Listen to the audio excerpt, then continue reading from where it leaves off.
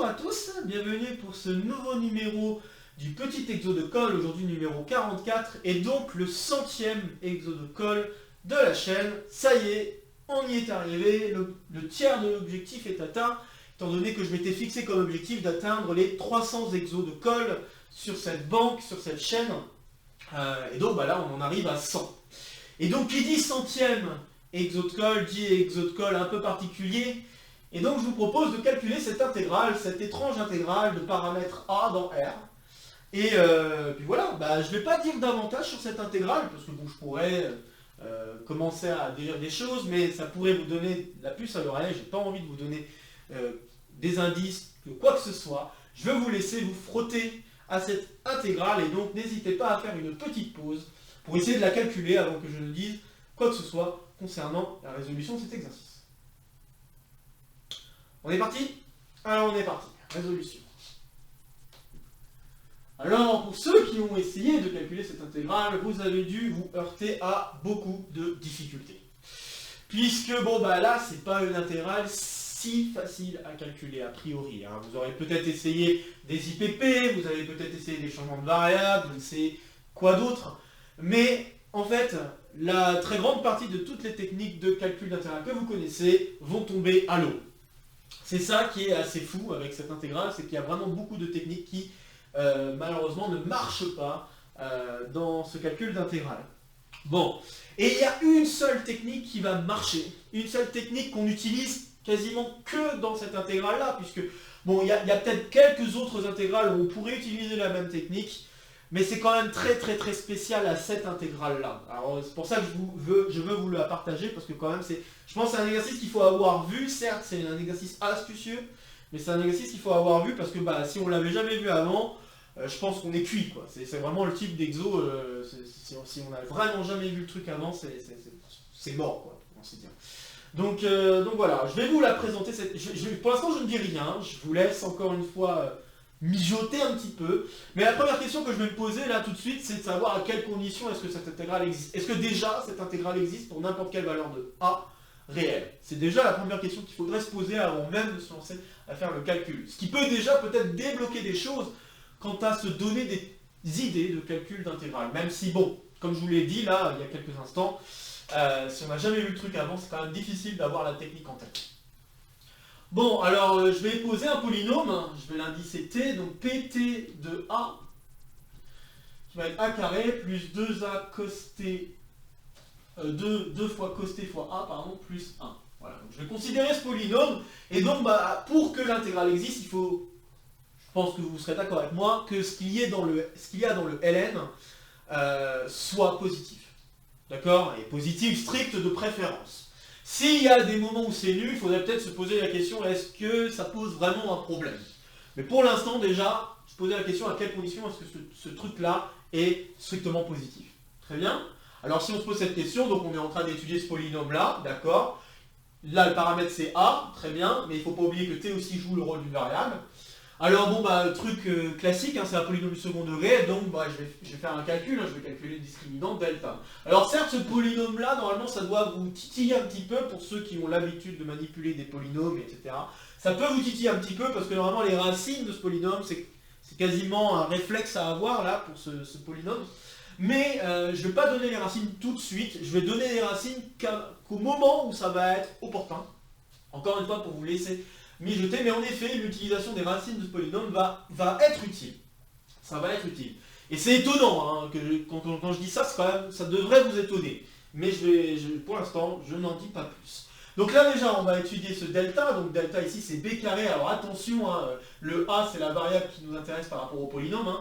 Donc b carré ici, c'est 2 fois cos t au carré, moins 4 fois 1 fois 1. Donc ça nous fait 4, moins 4.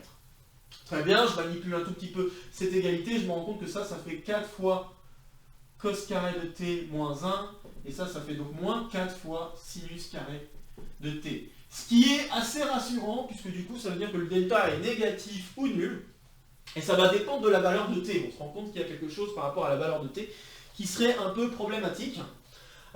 Mais sinon, si on choisit des valeurs de a bien sympatoches, et le fait de savoir que delta est négatif ou nul, ça veut dire que le polynôme est toujours du même signe.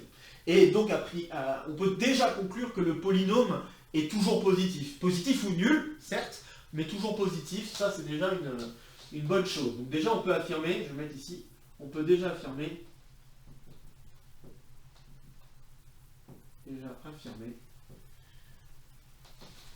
que pour tout t et pour tout a, donc pour tout t dans 0, 0 pi, je vais peut-être préciser, donc pour tout t dans 0 pi et pour tout a dans R, puisque c'est les conditions qu'on s'est posées pour l'étude, et bien pt de A est positif ou nul. C'est déjà une chose qu'on peut affirmer maintenant, puisque le discriminant est négatif ou nul. Le seul problème, c'est si le delta est nul. Et il faut se poser la question, ok, quelles sont les racines dans ce cas-là? Alors, le delta est nul à condition que t soit un multiple de pi. C'est assez simple de s'en convaincre. Vous avez un carré, vous voulez qu'il soit nul. Il faut donc que ce qui est à l'intérieur soit nul. Donc le sinus est nul à condition que ce qui est à l'intérieur du sinus soit un multiple de pi. Ici, les seuls multiples de pi qui nous intéressent, c'est 0 et pi. Donc, il y a deux cas de figure auxquels il faut faire attention. Donc si t égale 0, bon là je vais directement écrire le polynôme dans ce cas-là. P0 de A, ici c'est donc A carré, plus cosinus de 0 ça fait 1, donc 2A plus 1. Et ça, c'est la même chose que A plus 1 au carré. Donc on voit que A égale moins 1 peut être un problème. Et puis si t égale pi, on a P pi de A qui est égal à A carré, et cette fois-ci on va avoir un moins 1, puisque cosinus de pi ça fait moins 1, donc moins 2a plus 1, et là cette fois-ci, donc là on a a moins 1 au carré, et donc a égale 1 peut devenir un problème. Voilà, et donc on se rend compte qu'il y a deux valeurs, puisque t a tout à fait le droit dans ce calcul d'intégrale de valoir 0 ou pi, on voit que deux valeurs peuvent poser problème. Ici les valeurs a égale 1 et a égale moins 1 sont des valeurs qui peuvent être embêtantes. Très bien, alors je vais les noter ici. Et ce que je vais faire dans un premier temps, c'est qu'on va ne pas s'en préoccuper tout de suite. D'accord, on va essayer de lancer le calcul déjà dans les cas où A est différent de 1 et de moins 1. Ça serait déjà une bonne chose à faire. Donc là, je vais supposer qu'on est différent de 1 et de moins 1. Pour l'instant. Mais vous allez voir, on va s'en occuper plus tard, vous allez voir qu'en fait, on pourra faire le calcul de cette intégrale A si A égale 1 ou A égale moins 1. Mais j'y reviendrai plus tard. Pour l'instant, je vais supposer que A est différent de 1 ou de moins 1. Dans ce cas-là, donc si A est différent de 1 ou de moins 1, eh bien on n'a aucun problème, Pt de A est strictement positif pour tout t. Ce qui me permet de dire, entre 0 et pi, donc ce qui me permet de conclure que la fonction t associe ln de a carré plus 2 fois cos t a plus 1 est bien définie et continue. Car composition de fonction continue, ce truc-là c'est bien un truc continu. Compose par le ln, c'est continu. Continue sur 0 pi fermé. Donc ça veut dire que l'intégrale existe, puisque avoir une fonction continue sur un segment, ça veut dire qu'elle est bornée. Donc l'intégrale est bornée. Donc pas de problème. Ok. Bon voilà, là j'ai fait déjà une bonne partie d'études de existence de cette intégrale, et on voit déjà qu'il y a deux petits soucis sur lesquels il faudra se pencher à un moment donné. Mais pour l'instant, on ne va pas s'en préoccuper davantage. Alors je me permets d'effacer, n'hésitez pas à faire des pauses. Encore une fois, je l'ai déjà dit, si vous voulez relire, prendre le temps, vérifier que ce que j'ai raconté jusqu'ici est correct. Et puis même aussi se persuader que tout marche bien. Bon, alors maintenant on va distinguer deux cas, on va dire, notamment les cas où A est plus grand que 1, A est plus petit que 1, strictement, en valeur absolue. Donc je vais supposer ici d'abord que... Supposons que A est plus grand que 1. Et vous allez voir que quasiment tout va se déduire à partir de ce cas-là.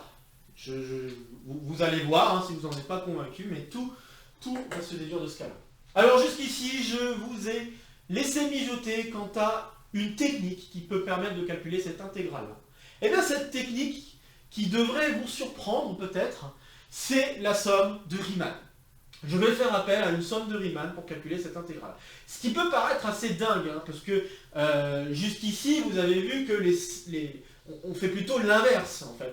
On a une somme qui ressemble à une somme de Riemann, pas toujours une somme de Riemann directement, mais une somme qui est liée à une somme de Riemann, et cette somme de Riemann, pour la calculer, on passe par la limite intégrale, blablabla.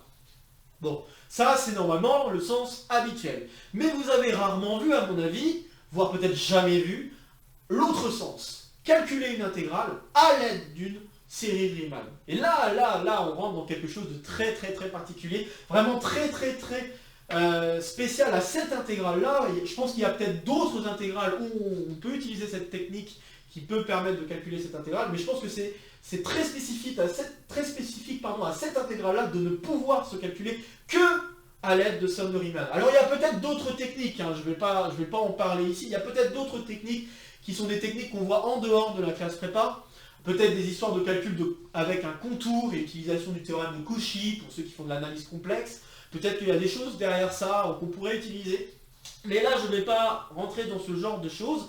Ici, encore une fois, je rappelle, je travaille à un niveau prépa pour les exos de colle. Et donc, au niveau prépa, la seule technique valable par rapport à tout ce que vous avez peut-être pu apprendre sur les calculs d'intégrale et qui va bien marcher, c'est calculer avec des sommes de Riemann. Peut-être que si vous avez des IPP, etc., aussi longues que vous voulez, peut-être qu'à un moment donné, on pourrait calculer cette intégrale, mais en tout cas, à ma connaissance, ça ne marche pas. À ma connaissance, ça ne marche pas. Alors bon, après, si vous voulez vous amuser à essayer de me prouver que j'ai tort, amusez-vous à faire des calculs d'IPP, etc., et si vous voulez vous partager. Mais je peux en tout cas vous dire que tous les autres types de techniques, changement de variable et tout ça, ça risque de planter. Et ici, pour calculer cette intégrale, j'affirme que vraiment les sommes de Riemann, c'est le truc, l'astuce qui permet vraiment de calculer ce type d'intégrale. Et donc je vais faire appel à ces sommes de Riemann. Alors somme de Riemann, ici, ça veut dire que je fais l'intégrale de 0 à pi de ln de a carré plus 2 cos ta plus 1. Ok. Cette intégrale-là, je peux la réécrire comme la limite, quand n tend vers l'infini, de b moins a divisé par n, donc c'est-à-dire ici pi divisé par n, fois la somme de la fonction calculée en a plus b moins a sur n fois k. D'accord? Et la somme ici va de k allant de 0 à n moins 1. Alors je pourrais choisir de faire une somme pour k allant de 1 à n, ça ne changerait pas grand-chose. Mais ici je vais faire de 0 à n moins 1. Donc de ln de a carré plus 2 fois a. Bon là je mets le a, je ne sais pas où le mettre en fait. Cos de... Alors ici ça me fait k pi sur n, puisque a égale 0. Et puis bon bah on a déjà vu que b moins a sur n ça fait pi sur n. Donc pi sur n fois k plus 1. Et c'est là où vous devez vous rendre compte qu'en effet connaître les racines de ce polynôme a une certaine utilité. Donc on va s'y pencher maintenant davantage sur ce polynôme et notamment essayer de calculer cette limite, car étonnamment, calculer cette limite en supposant que a est strictement positif, strictement plus grand que 1, eh bien on peut le faire, il n'y a pas de souci. Et donc on va le faire, alors faisons-le. Donc faisons-le. Alors ce que je vais faire dans un premier temps, c'est que j'ai très envie, je ne sais pas vous, mais en tout cas moi, j'ai très envie de rentrer la somme dans le ln. Pourquoi j'ai très envie de faire ça? Parce que je vous ai dit il y a quelques instants que connaître les racines de ce polynôme peut avoir une certaine utilité. Et donc c'est maintenant que ça va avoir une utilité, puisque les racines de ce polynôme,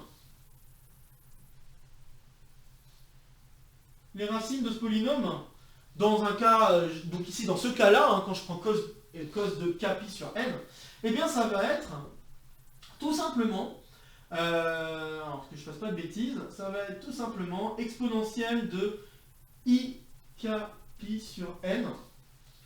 Est-ce que j'ai fait une bêtise? Normalement non. Donc exponentielle de ik pi sur n et exponentielle de moins ik pi sur n. Voilà les deux racines de ce polynôme. Si vous n'en êtes pas convaincu, continuez à partir du delta, vous allez écrire les racines, et en écrivant les racines, vous allez vous retrouver avec ce genre d'expression qui va apparaître. Si, pour vous convaincre d'une autre manière, si vous faites le produit des racines, ça fait 1, si vous faites la somme des deux racines, ça fait 2 fois la partie réelle. Donc partie réelle ici étant le cosinus de k pi sur n. Très bien, jusque là, tout va bien. Et donc, bon bah, si on voit ça, ça veut dire qu'on peut factoriser le polynôme qui est ici d'une certaine manière. Alors je vais le faire. Donc on a limite, quand n tend vers l'infini, de pi sur n, somme pour k allant de 0. Alors je vais peut-être pas réécrire tout, je pense que j'ai pas besoin de réécrire tout pour l'instant. Je vais juste me concentrer sur ce qui se passe par rapport au ln. Donc là ce que je veux faire c'est rentrer la somme. Donc rentrer la somme. Ouais, je vais peut-être la réécrire quand même. Donc limite quand n tend vers l'infini de pi sur n, ln du produit pour k allant de 0 à n-1 de a carré plus 2a. Alors le a carré plus 2a, etc., je vais le réécrire avec les racines, donc en factorisant. A moins exponentielle i cap i sur n fois a moins exponentielle de moins i cap i sur n. Et je vais fermer la parenthèse. Très bien, alors maintenant si on regarde de plus près ce à quoi ressemble ce produit, ben on peut se rendre compte que ce produit-là, on n'est pas trop loin de a puissance quelque chose moins 1.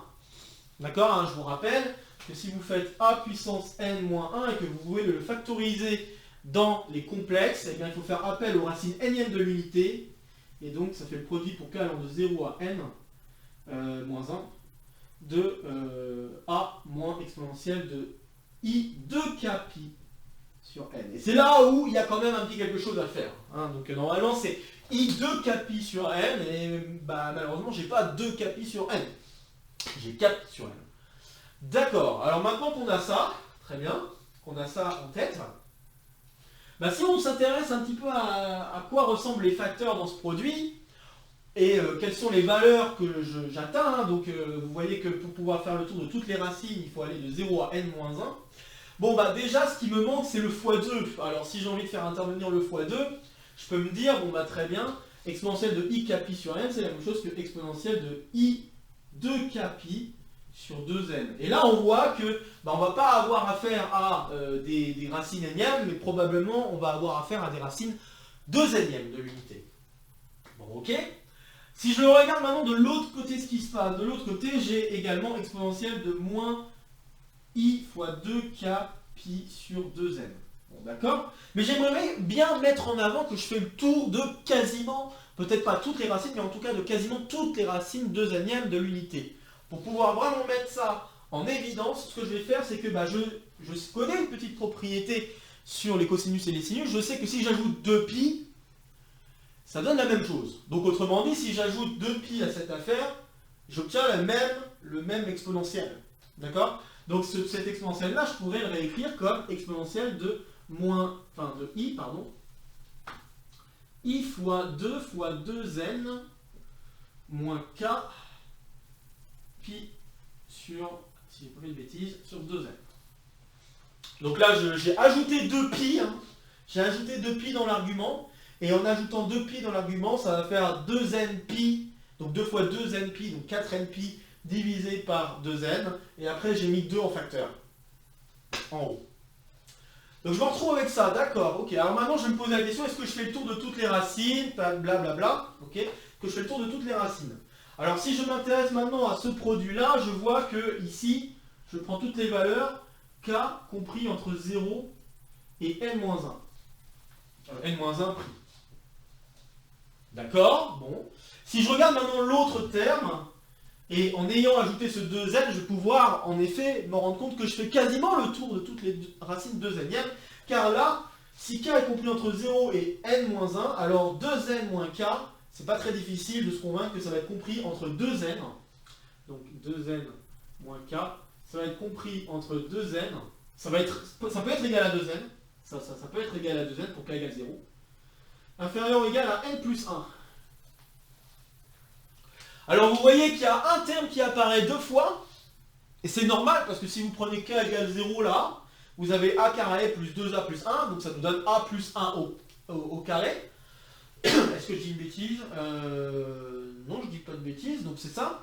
Donc vous avez un terme qui apparaît deux fois, qui est le terme x moins... je suis juste en train de me poser la question si j'ai pas fait une petite bêtise, mais a priori non. A priori non. Ok. Donc si je prends k égale 0, j'ai bien 2a, et donc ça fait bien a-1 qui apparaît deux fois. Donc ça marche. Mais il y en a un qui n'apparaît pas, c'est a plus 1. D'accord? Parce que là, il y a k égale n qui n'apparaît pas, hein, dans tous les exposants exponentiels. Il y a k égale n qui n'apparaît pas. Donc ce produit-là, si vous voulez, je peux le réécrire de cette manière-là. Donc le produit en question, je vais le faire comme ça. Donc de a moins e i capi sur n fois a moins e moins i capi sur n. Ben ça, je peux le réécrire comme le produit pour m allant de 0 à 2n moins 1 de a moins e i 2 capi sur 2n. Est-ce que j'ai fait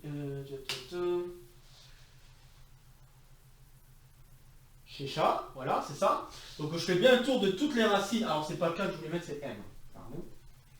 Donc là, ce que je suis en train de dire, c'est que dans le produit, je peux en effet, à peu de choses près, réécrire ça sous la forme de ce produit-là. Mais il y a un terme qui apparaît deux fois, et le terme qui apparaît deux fois, c'est a-1. Donc c'est le k égale 0, puisque k égale 0 et k égale 2n vont donner la même chose, hein, d'accord? Donc j'ai un a-1 que je n'ai pas pris deux fois, et donc il faut que je le fasse apparaître une deuxième fois. Donc je le fais apparaître une deuxième fois. Et il y a un terme qui n'apparaît pas, et le terme qui n'apparaît pas, c'est pour k égale n. Donc si k égale n n'apparaît pas, je peux diviser par le terme en k égale n, mais le k égale n, bah en fait ça va me donner moins 1. Donc le terme a plus 1. Alors, je vais l'écrire, un k égale n, ça me donne exponentielle de, tout simplement, moins i pi, hein. Exponentielle moins i pi ou exponentielle i pi, peu importe. Ça va faire i pi ou moins i pi, peu importe, ça fait moins 1. D'accord? Donc c'est le seul terme manquant. Ça c'est ce qui manque. Ok, sur k égale n. Donc du coup, voilà comment je peux réécrire le produit que j'avais sous la main, sous la forme d'un quotient qui permet de faire intervenir le produit qui m'intéresse et qui va me donner le bon résultat. Car maintenant, je peux écrire que ce truc-là, c'est la même chose. Alors, j'ai peut-être plus beaucoup de place, donc je vais peut-être effacer un tout petit peu. Qu'est-ce que j'efface? Je vais effacer ça, du coup. Et puis tout ça.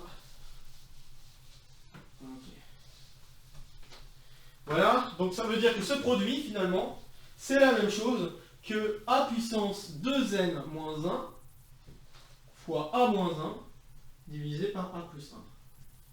Voilà, magie, on peut calculer donc ce produit et l'écrire sous cette forme. Plutôt sympa. Et en plus, cette forme me dit bien que ça existe bien pour n'importe quel a réel. Alors, on voit quand même qu'il y a un a qui peut poser problème, c'est a égale moins 1.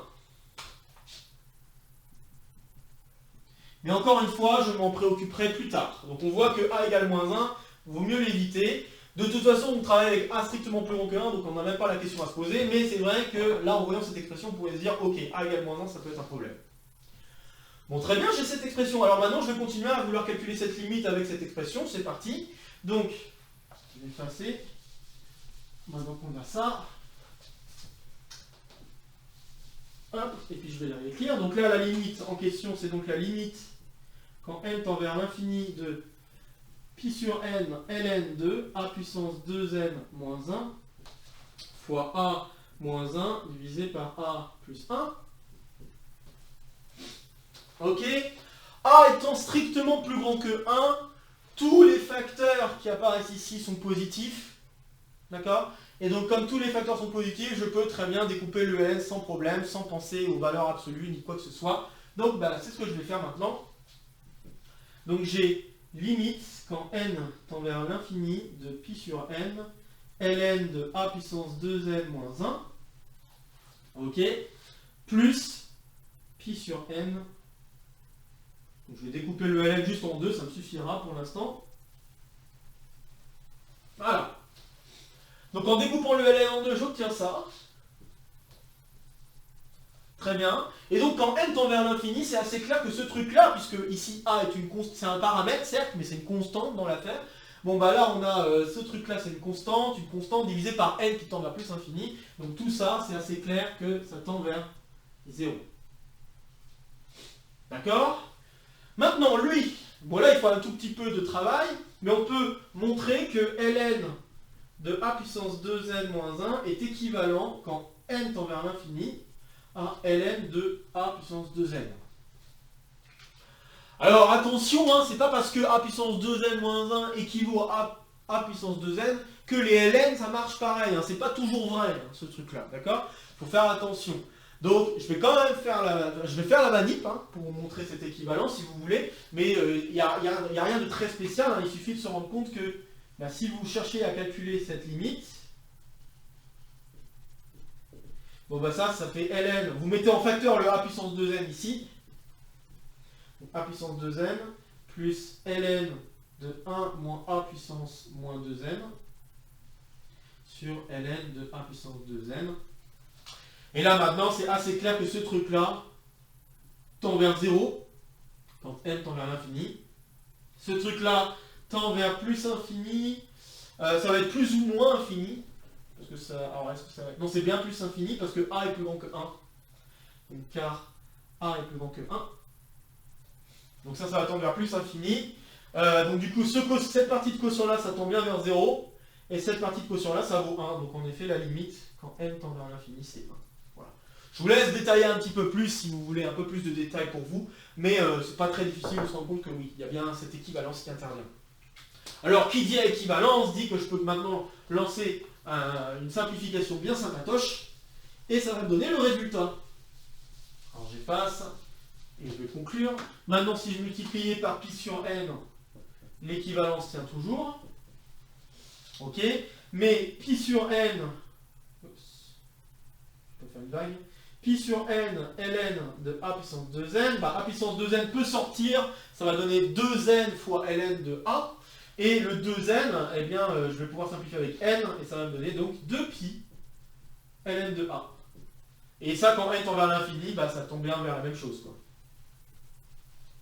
Puisque c'est une constante. Donc terminé, je viens de calculer l'intégrale à l'aide de la série de Riemann, puisque la limite de cette série-là, eh bien, c'est tout simplement 2pi ln de a.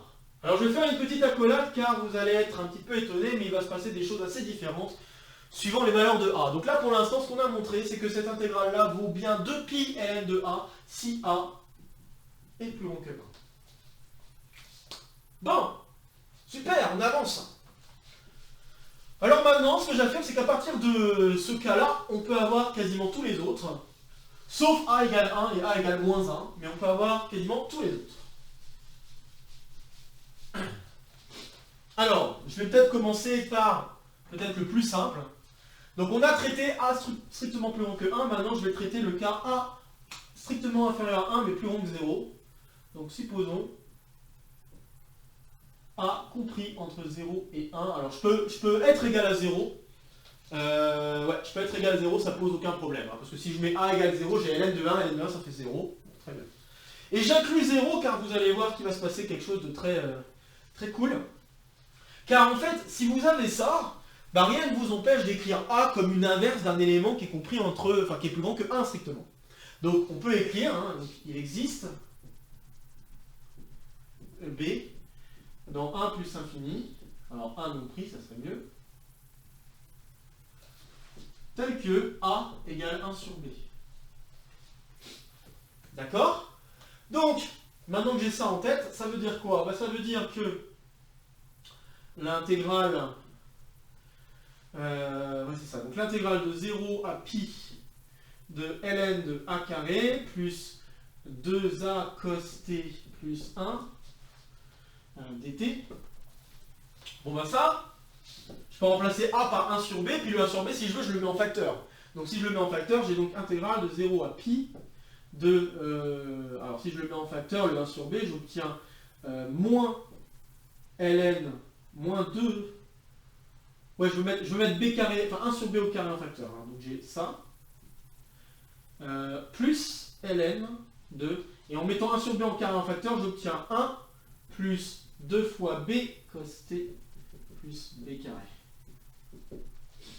D'accord? Donc là, ce qui s'est passé entre là et là, c'est que j'ai mis 1 sur b carré en facteur.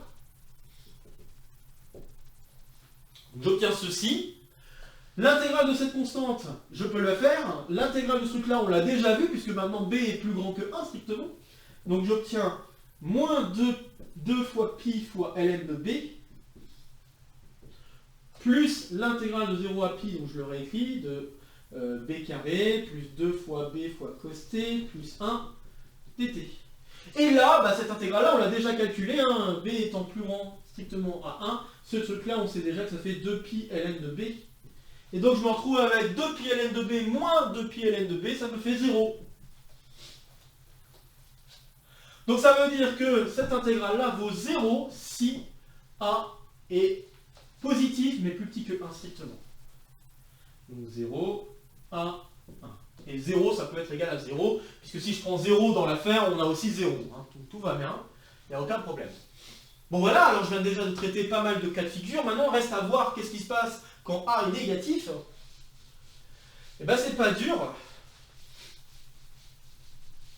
Vous allez voir pourquoi c'est pas dur. Supposons que A... Donc, supposons que A est négatif, et on va supposer que A est différent de moins 1 pour l'instant encore. Donc si A est négatif, bah, je peux écrire que A c'est égal à moins alpha, avec alpha positif différent de 1.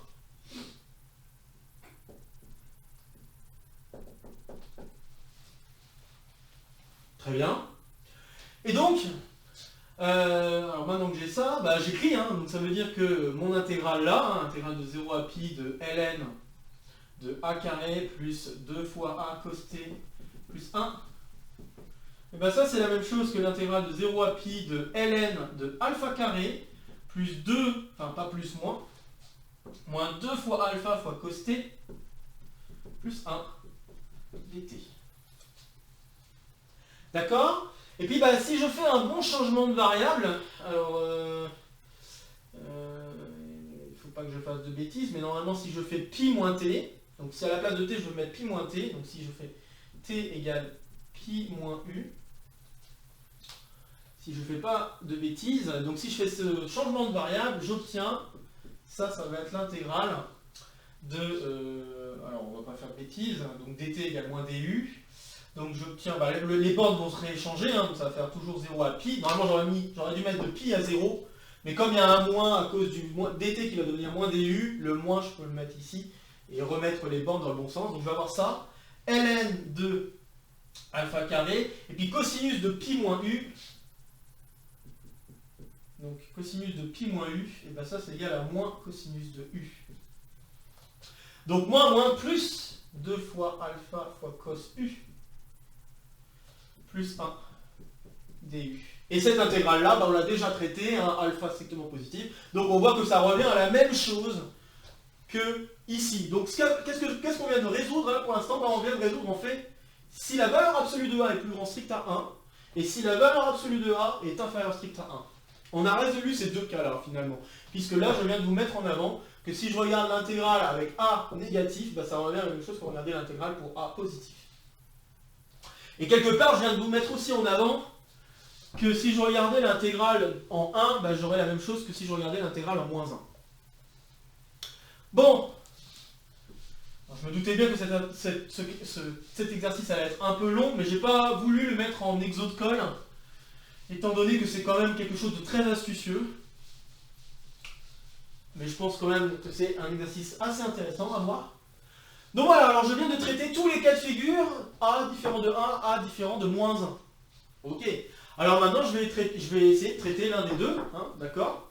Donc je vais essayer de traiter l'un des deux, je vais essayer de traiter peut-être égal à 1. Alors voyons qu'est-ce qui se passe si A égale 1. Et puis, bah, comme vous l'aurez compris, normalement, vous aurez compris que... alors là, je vais mettre valeur absolue de A d'ailleurs. J'ai oublié de mettre valeur absolue de A, je le mets. Donc ça va être valeur absolue de A qu'on va obtenir. Qu'est-ce que j'allais dire? Donc oui, si je prends A égale 1, qu'est-ce qui se passe?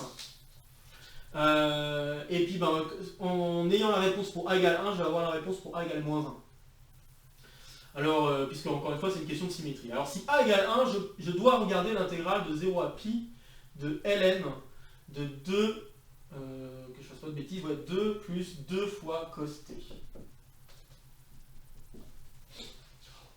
Si je simplifie un tout petit peu, ça revient donc à regarder l'intégrale de 0 à pi, donc de ln de 1 plus cos t dt. Et puis j'ai un plus, qu'est-ce qu'il me manque? Il me manque un ln de 2, donc ça va faire plus pi ln de 2. Voilà, alors du coup il va falloir calculer cette intégrale-là. Alors cette intégrale-là, ce que je vais faire, c'est que je vais utiliser les formules trigo. Hein. Là, ici, c'est un des bons moyens de s'en sortir. Donc là, je vais directement le calculer. C'est vrai que je pourrais m'amuser à faire le petit exercice de montrer que ce truc-là existe bien. Montrer que ça existe bien, c'est pas très difficile. Il suffit d'utiliser une formule trigo bien particulière que je vais utiliser maintenant, qui est la suivante. Je sais que si je fais cosinus, que je ne fasse pas de bêtises, donc si je fais cosinus de t sur 2 au carré, bah ça je sais que c'est la même chose que 1 plus cos t sur 2. Donc je vais utiliser cette formule pour me simplifier un peu la vie. Ouais, c'est ça. Donc si j'utilise cette formule, du coup j'obtiens la chose suivante, hein, je vais l'écrire. Donc l'intégrale de 0 à pi de ln de 1 plus cos t. Ça va donner la même chose que, donc comme il me manque un 1 sur 2, bah, il faut que je le mette en facteur, donc je vais encore avoir un pi ln de 2 qui intervient. Puis ensuite intégrale, donc plus intégrale de 0 à pi de ln de cos de t sur 2 au carré. Donc j'obtiens ça, le carré on pourrait se dire ouais je peux m'en débarrasser, et le t sur 2 je peux aussi m'en débarrasser si je veux, en faisant un petit changement de variable. Donc si je pose u égale t sur 2, je peux écrire la chose suivante, on a pi ln de 2 plus intégrale de 0 à pi de ln de cos de u, alors jusqu'à pi sur 2 pardon, cos de u, alors que je fasse pas de bêtises, comme j'ai mis u égale t sur 2, donc ça veut dire que 2 fois u égale dt, enfin 2 fois u égale t, pardon, donc il y a un x2 qui intervient en plus, donc il y a le x2 à cause du carré, il y a le x2 qui intervient en plus, ça me fait 4 ici. Donc j'obtiens ça. Est-ce que j'ai fait... Il n'y a pas de valeur absolue à mettre parce que le cosinus est positif entre 0 et pi sur 2, pas besoin de mettre de valeur absolue. On a toujours encore le problème en pi sur 2, mais encore une fois je peux m'amuser à le régler. Donc je vais le régler peut-être maintenant que j'en suis arrivé là. Mais pour l'instant, je suis arrivé au fait que cette intégrale-là, et je vais l'écrire ici, c'est la même chose que lui plus lui, donc c'est-à-dire 2pi ln de 2 plus 4 fois l'intégrale de 0 à pi sur 2 de ln de cos u du. J'écris juste le résultat là-haut pour l'avoir en tête. Je vais maintenant mettre en avant que cette intégrale-là existe. Toutes les manipulations que j'ai faites jusqu'à maintenant, le changement de variable et tout ça, sont licites. Des changements de variables, des difféomorphismes, des trucs comme ça qui sont tout à fait autorisés. Alors maintenant, je vais montrer que cette intégrale-là existe. Je vais quand même le faire vite fait.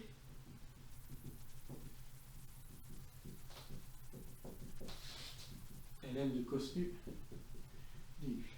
Bon, bah pour résoudre ce petit problème, tout ce que j'ai à faire, c'est la chose suivante. Je sais que cos u, c'est la même chose que sinus de pi sur 2. Parce que vous voyez qu'en 0, il n'y a aucun problème. Le seul problème, c'est en pi sur 2. Alors si je veux régler le problème en pi sur 2, je peux écrire ça. Et quand u donc tend vers pi sur 2 par valeur négative, ça va donc tendre vers... Enfin, ça va donc être équivalent à pi sur 2 moins u. Et maintenant, on peut se poser la question, si je mets du ln, est-ce que ça marche? Normalement, oui, ça devrait marcher. Donc si je fais ln de cos u sur ln de pi sur 2 moins u, ça c'est la même chose que ln de pi sur 2 moins u plus ln de cosinus u sur pi sur 2 moins u, divisé par ln pi sur 2 moins u. Ce qu'il y a dans le ln tend vers 0, donc ça veut dire que le ln ici tend vers moins infini. Donc quand u tend vers pi sur 2 encore une fois par valeur négative. Le ln en haut ici, bah, c'est ln de 1, donc ça va tendre vers 0, très bien. Et puis bah, après, donc ça veut dire que cette partie-là de quotient, ça tend bien vers 0, tout va bien. Et après, bah, l'autre partie de quotient se simplifie et donne 1, donc tout va bien, la limite c'est bien 1. Donc en effet, ces deux choses-là sont équivalentes. Et après, bah, je pense que c'est assez clair que l'intégrale de 0 à pi sur 2 de ln de pi sur 2 moins u existe Si vous n'en êtes pas convaincu, faites un petit critère de Riemann aux alentours de pi sur 2, faites un changement de variable, puis regardez, ou faites un changement de variable et puis regardez ce qui se passe en 0. Peu importe, voilà, c'est vraiment pas difficile après de vérifier que cette intégrale existe. Je pense que la petite difficulté, ça serait ça à la rigueur, mais voilà, il n'y a rien de bien méchant maintenant.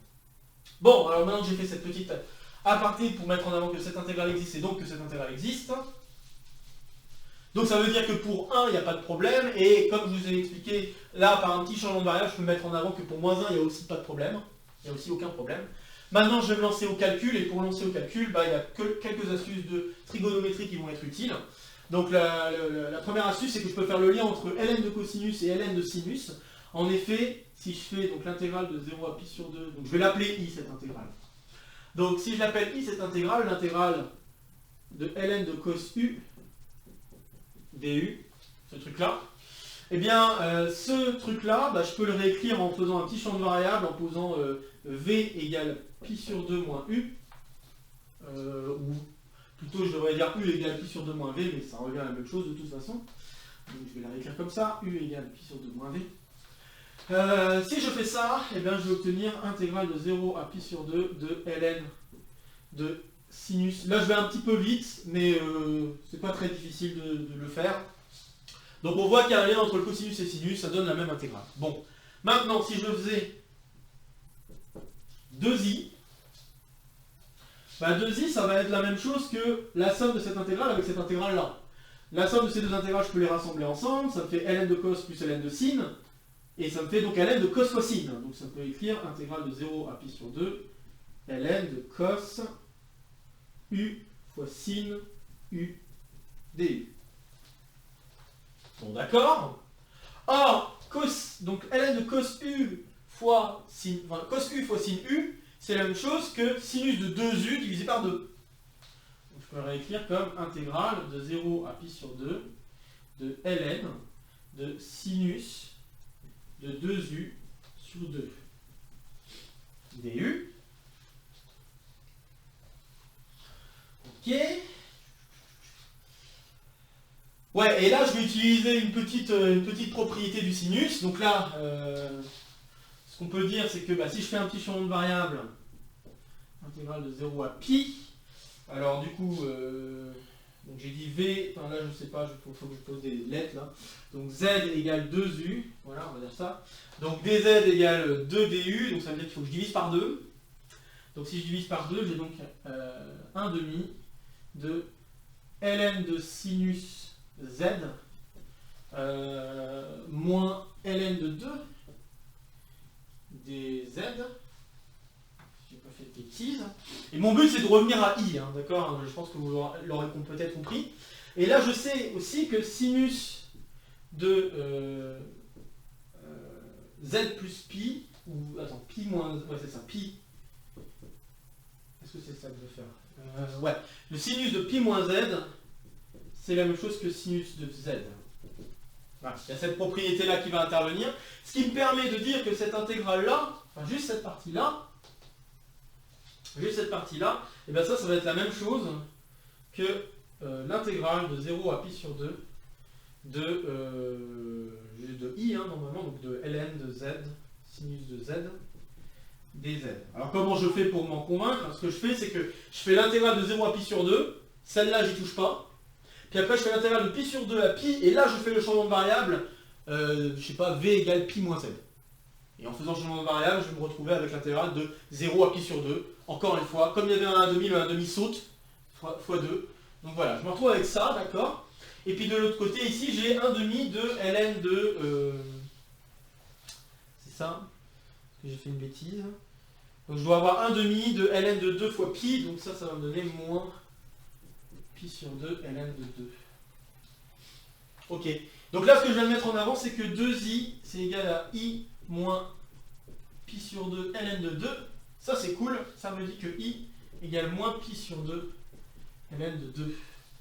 Et donc si je remplace pi sur 2 ln de 2 fois 4, ça va faire 2 pi ln de 2, et avec le moins, ça va sauter, tout ça, ça fait 0. Terminé. Donc en 1, ça fait 0, et en moins 1, ça fait 0 également, par le même type de champ de variable que je vous ai fait tout à l'heure. Conclusion de toute notre affaire, si la valeur absolue de A est compris entre 0 et 1, 0 et 1 inclus, alors nous obtenons une intégrale qui vaut 0. Ah, petit saut de caméra, j'espère que... Voilà, c'est bon. Ok. Donc, si la valeur absolue est comprise entre 0 et 1, 1 et 0 inclus, on obtient 0 pour l'intégrale. Sinon, on obtient 2 fois pi fois ln de la valeur absolue de A. C'est un résultat assez intriguant, hein, parce que quand même, on est en train de faire une... Enfin, c'est un calcul d'intégrale qui nous mène à des résultats un peu différents suivant si la valeur de A est plus grande ou plus petite que 1. C'est quand même assez marrant d'avoir ce genre de résultat. Et on peut remarquer que le résultat ici donne bien une fonction continue sur A. C'est une fonction qui va être continue par rapport à A. C'est quand même assez dingue aussi de remarquer ça. Donc voilà. Bon. Donc voilà, je pense avoir terminé pour ce petit exo de colle qui aurait duré un peu plus longtemps que d'habitude, mais c'est normal parce que c'est le 100e exercice, donc je me permets de faire un truc un petit peu plus long. Mais c'est surtout parce que j'ai décidé de le mettre en petit exo de colle parce que c'est vraiment un exercice très spécifique, très spécial. Il n'y a pas beaucoup de choses, comment dire, il n'y a pas un... La méthode est quand même très spéciale à cette intégrale-là, et on ne le voit pas forcément pour d'autres types d'intégrales, donc c'est pour ça que je me suis dit, je veux le faire juste en petit exo de colle et pas en exo de colle. Mais bon, évidemment, la résolution est un peu longue parce qu'il y a quand même de la technique, il y a 2-3 choses à vérifier, etc. J'espère tout de même que les calculs que j'ai fait derrière vous ont plu, parce que de toute façon, les différentes formules que j'ai utilisées, formules pour le polynôme à puissance n-1, etc., et les formules, là, les petites techniques de calcul d'intégrale qui permettent de donner des relations entre i et elles-mêmes. J'espère que ces petites méthodes-là de calcul d'intégrale vous ont plu aussi à revoir. Mais en tant que tel, c'est vraiment un exercice très spécial. Il n'y a pas beaucoup d'intégrales en tout cas, à ma connaissance, c'est la seule intégrale où on a vraiment besoin de passer par une somme de Riemann et pas par autre chose. Donc voilà, je me suis dit ça peut être quand même sympa de vous le montrer parce que si un jour vous tombez sur cet exercice-là, ce qui est peu probable, mais ça pourrait arriver, hein, eh bien au moins vous saurez quoi faire. Bon, sur ce, je vous souhaite donc une bonne semaine, hein, comme d'habitude. N'hésitez pas à partager la vidéo si ça vous a plu et si ça peut intéresser d'autres gens que vous connaissez. N'hésitez pas à laisser un petit pouce, ça fait plaisir. Laissez un commentaire si vous avez des questions ou des retours concernant cet exercice. Et sur ce, je vous retrouve non pas la semaine prochaine, car la semaine prochaine, je vous ai déjà raconté que ça risque d'être un peu compliqué, mais plutôt dans 2 semaines, avec, je pense, un nouvel épisode du Point Recherche et un nouveau petit exo de colle, à mon avis, ça ferait pas de mal. Sur ce, portez-vous bien, bonne semaine, et à très bientôt. Salut à tous.